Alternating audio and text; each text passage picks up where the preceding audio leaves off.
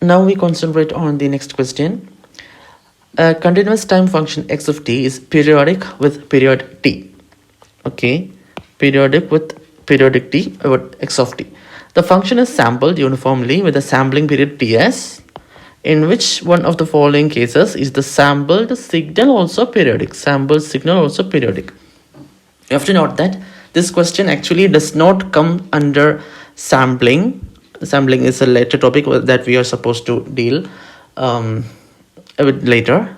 Okay, so this is actually basics of signals because they have said that x of t is a continuous time signal and it is periodic with period t.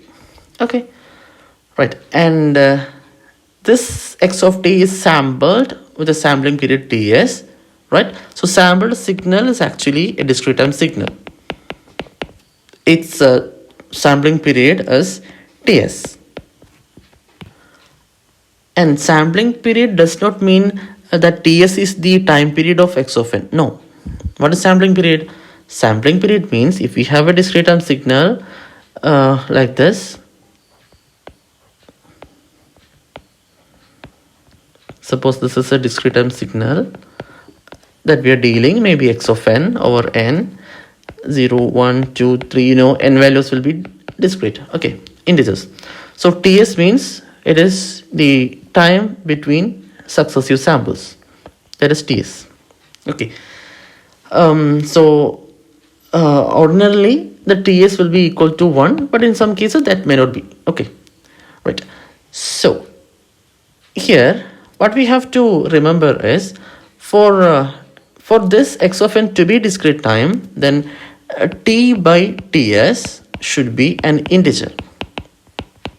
T by ts should be an integer. This is the capsule you have to remember in this question. So time period of the entire signal, that means once upon a time there was a continuous time signal and its time period was t. Okay, then this t by ts should be an integer, then only we get this discrete time signal. Okay, so t by ts is equal to an integer, or we can say t by ts can be a fraction, right? Can be a fraction of integer values, provided that there can be a minimum integer value m, which when multiplied with this fraction gives an integer.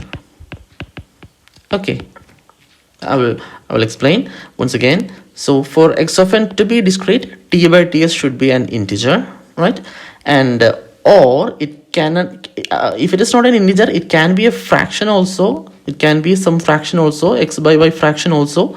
But but there should be an integer m, such that when x by y, then m is multiplied with x by y will give you an integer. Okay, so now we have to check trial and error. First check option A. Option A says that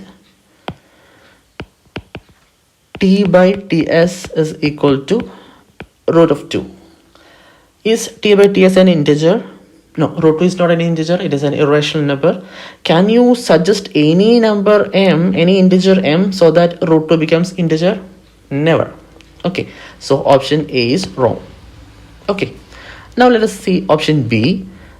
T by ts is equal to 1.2.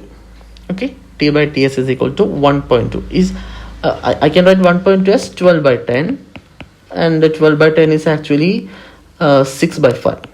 Okay, is t by ts equal to 6 by 5 an integer? No, but t by t equal to 6 by 5 is a fraction of integers, right? 6 by 5 is a fraction of integers. Now can you suggest any integer value m, such that when it is multiplied with 6 by 5 will give you an integer?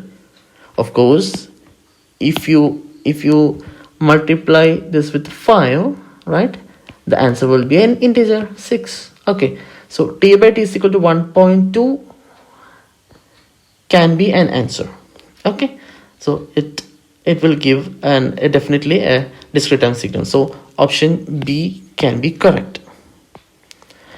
Now option C can be ruled out. It may not be, because in option A itself it is proved that it is not always correct. In option D can be also automatically ruled off, because it is never a periodic signal, because in option B we have proved that it is a periodic signal. Okay, so option B is the correct answer.